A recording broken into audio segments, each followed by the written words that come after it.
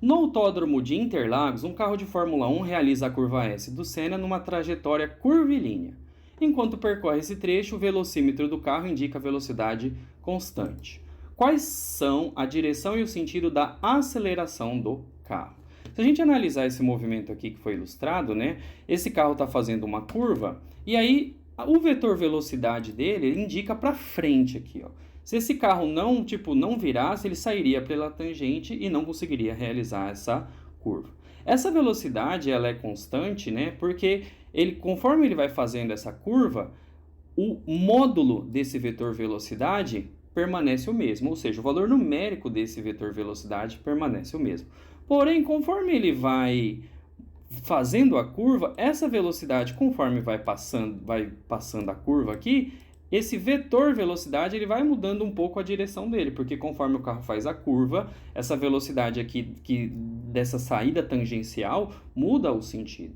Ou seja, o vetor velocidade ele mantém o módulo, mas ele altera o sentido, ou seja, essa velocidade não é uma velocidade realmente constante, né? Esse vetor velocidade muda a direção, ele só mantém o módulo.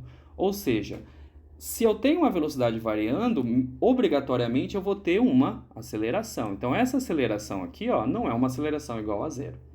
E aí, o que acontece? Para movimentos curvilíneos, né, essa aceleração que vai manter esse corpo aí fazendo a curva, a gente chama isso de aceleração centrípeta. Essa é a aceleração que o carro vai ter conforme ele faz essa curva e vai tendo essa variação dessa velocidade. Uma característica dessa aceleração centrípeta é que ela é radial e ela aponta sempre para o centro dessa curva aí.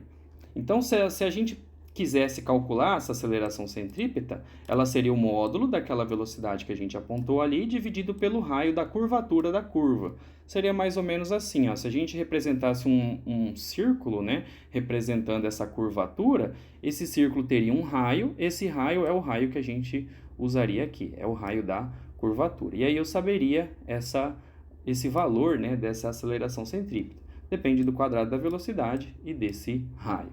Então, essa aceleração desse carro é a aceleração centrípeta. A característica dela é que ela é radial, ou seja, ela aponta de acordo com o raio desse círculo e ainda é apontado para dentro. O sentido dela, né, é apontando aí para dentro da curva e devido a ela que o carro consegue fazer a curva, né, manter o traçado e ele não sai ali pela tangente. Ou seja, a resposta letra B.